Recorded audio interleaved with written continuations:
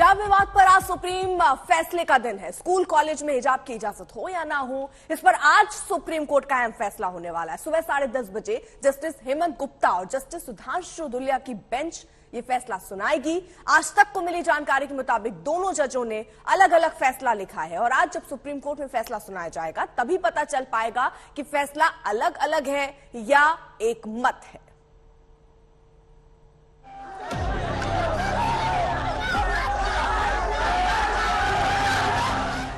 कर्नाटक में मंड्या के कॉलेज की ये लड़की और ये तस्वीरें आपको अच्छी तरह याद होंगी। जय श्री राम के नारे लगाती कॉलेज छात्रों की भीड़ के आगे मुस्कान खान नाम की ये लड़की अल्लाहू अकबर के नारे लगाने लगी थी।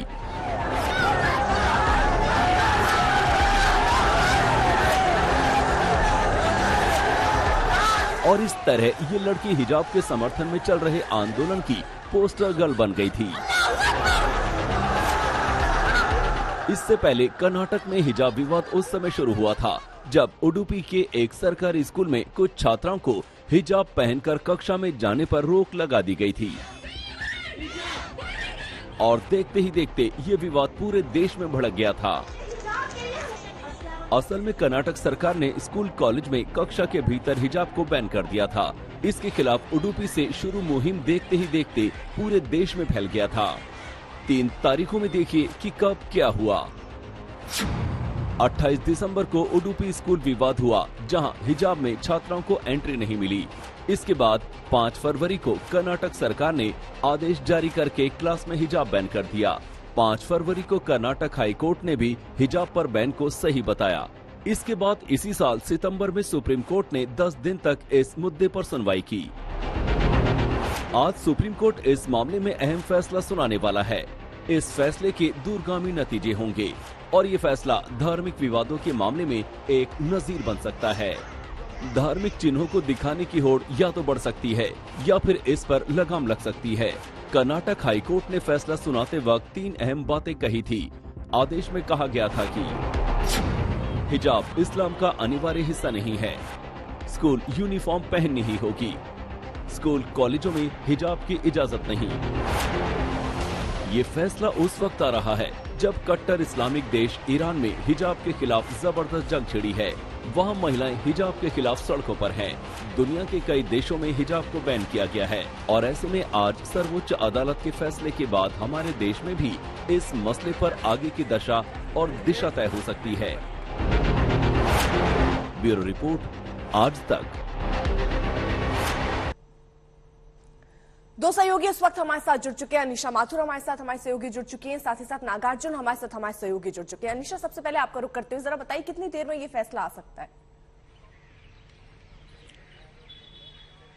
देखिए अर्पिता, 10:30 बजे हम एक्सपेक्ट कर रहे हैं कि ये फैसला सुनाया जाएगा, लेकिन क्योंकि जस्टिस हेमंत गुप्ता और जस्टिस धुलिया दोनों अलग अलग ओपिनियन लिख रहे हैं, अपनी अपनी तरफ से अलग अलग अपनी बात रख रहे हैं, तो ये फैसला सुनाने में समय लग सकता है। हम ये उम्मीद कर रहे हैं कि दोनों जजेस अपना डिटेल में फैसला सुनाएंगे और सबसे इम्पोर्टेंट बात ये रहेगी कि जो मुद्दे हैं उन पर किस तरह से कोर्ट उन सभी मुद्दों को देखती है। याद रखिएगा, एसेंशियल रिलीजियस प्रैक्टिस यानी कि हिजाब इस्लाम का अनिवार्य हिस्सा है या नहीं, उस पर भी सुप्रीम कोर्ट को अपनी टिप्पणी करनी होगी। साथ ही साथ कोर्ट को ये देखना होगा कि सरकार ने जिस तरह से ऑर्डर पारित किया और स्कूल्स में जिस तरह से यूनिफॉर्म का रूल बनाया गया वो सही तरीके से बनाया गया या नहीं। दूसरी तरफ विमेन्स राइट्स और डिग्निटी के जो सवाल उठे हैं इस केस में, उस पर भी सुप्रीम कोर्ट को ध्यान देना होगा। साथ ही साथ लड़कियों के पढ़ाई के हक को लेकर, क्योंकि हमने ये देखा कि कुछ स्कूल्स में जिन लड़कियों ने हिजाब पहना था उनको क्लासरूम में आने से मना किया गया, तो क्या उस पर भी सुप्रीम कोर्ट की कोई टिप्पणी आ सकती है। साथ ही साथ जो कर्नाटक हाई कोर्ट ने अपने जजमेंट में कहा था कि कुछ अनसीन अनदेखे हाथ हैं जो इस चीज को ज्यादा इस आग में घी डाल रहे हैं, उस पर भी सुप्रीम कोर्ट की टिप्पणी आने की उम्मीद है, क्योंकि यहाँ पर भी ये सुनवाई के दौरान सॉलिसिटर जनरल ने बहुत बड़ी बात कह दी थी कि ये पीएफआई और उसके साथ की ऑर्गेनाइजेशंस की वजह से ये इस तरह से सड़कों पे प्रोटेस्ट हुए हैं। दूसरी तरफ से जो लड़कियां हैं उनकी तरफ से जो वकील आए थे उन्होंने भी ये कहा था कि पॉलिटिकल वजह से, क्योंकि कर्नाटक में इलेक्शंस आने वाले हैं, इस वजह से बीजेपी की तरफ से ये इशू जो है, ये मुद्दा जो है उसको भड़काया जा रहा है। तो क्या ये मुद्दा भड़काया गया? क्या कोर्ट ने, जो हाई कोर्ट ने जो मुद्दा उठाया था कि कौन है इस तरह से सड़कों पे होते हुए हंगामे के पीछे, क्या वजह थी? जो कर्नाटक सरकार ने फरवरी 5 का जो आदेश पारित किया उसमें जो कहा वो सही कहा या नहीं कहा? जो यूनिफॉर्म के बारे में जो बात हुई है कि यूनिफॉर्म का में आप हिजाब अलाउ नहीं कर सकते हैं या नहीं कर सकते, क्योंकि कई देश में कई जगह पर और केंद्रीय विद्यालयों तक में हिजाब पहनना, जो स्कूल यूनिफॉर्म के कलर का हिजाब है वो पहनने की परमिशन है। तो बहुत सारे मुद्दे हैं इस मैटर में जो आज सुप्रीम कोर्ट जिन मुद्दों को देखेगी। यानी अब दोनों जजेस फैसला आ सकता है, ये वक्त लग सकता है फैसला सुनाने में। अनीशा, जैसा आप बता रही, नागार्जुन भी हमारे साथ हैं। नागार्जुन, जो ये विवाद पूरा उठा, तो जहां आप कर्नाटक हाईकोर्ट की बात है तो कर्नाटक हाईकोर्ट ने इस याचिका को ही खारिज कर दिया था, जिसके चलते सुप्रीम कोर्ट तक का दरवाजा खटखटाना पड़ा। यानी ये आखिरी रास्ता है, अगर आपको हिजाब पहनना या नहीं पहनना। आज जो फैसला होगा वो सुप्रीम फैसला होगा।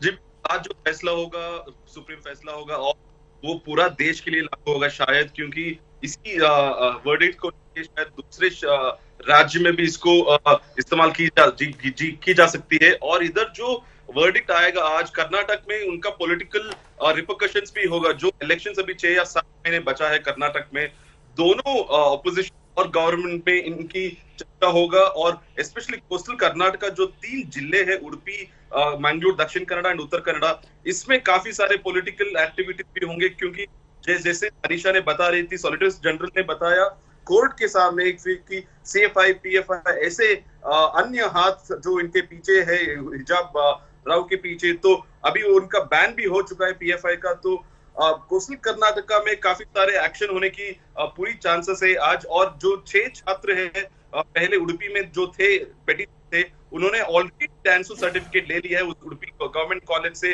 उनका भी आज एक राय लेना पड़ेगा। तो कोस्टल कर्नाटक का एक कॉन्सेंट्रेशन आज पूरा कोस्टल कर्नाटक में होंगे, और जो वर्डिक्ट आएगा उसका एक पॉलिटिकल रिएक्शंस भी और रेपरकशंस भी कर्नाटक।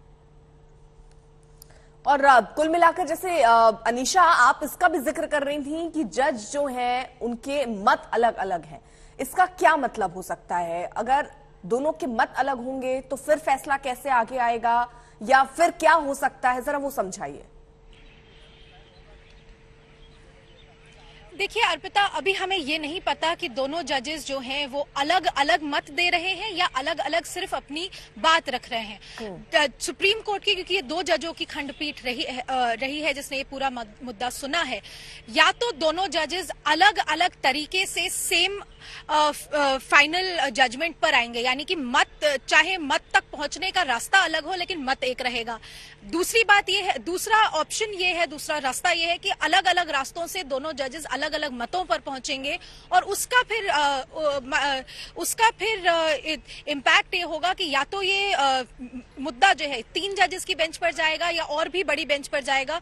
क्योंकि याद रखिएगा, एक डिमांड जो थी मुस्लिम पक्ष की तरफ से, जो लड़कियां थी उनकी तरफ से, कि ये मुद्दा जो है, जो सबरीमला मैटर में 9 जजों की बेंच बिठाई गई है, जिसका जो ये मुद्दा देख रही है कि एसेंशियल रिलीजियस प्रैक्टिस क्या है, कहां तक सरकार या कहां तक कोर्ट उसके बारे में डेफिनेशन कर सकती है, कहां तक सरकार उसमें इंटरफियर कर सकती है, ये मुद्दा ऑलरेडी उस 9 जज बेंच के सामने लगा हुआ है। तो इन लड़कियों की तरफ से जैसा आप ये कह रही है कि 2 बेंच या 3 बेंच पे भी हो सकता है, लेकिन यहाँ पर ये भी गौर करने वाली बात है कि जज हेमंत गुप्ता जो है वो इसी सप्ताह रिटायर भी हो रहे हैं, और इसीलिए माना जा रहा है कि आज ही जो फैसला है वो आ भी जाएगा। 10 दिन की लंबी सुनवाई चली है।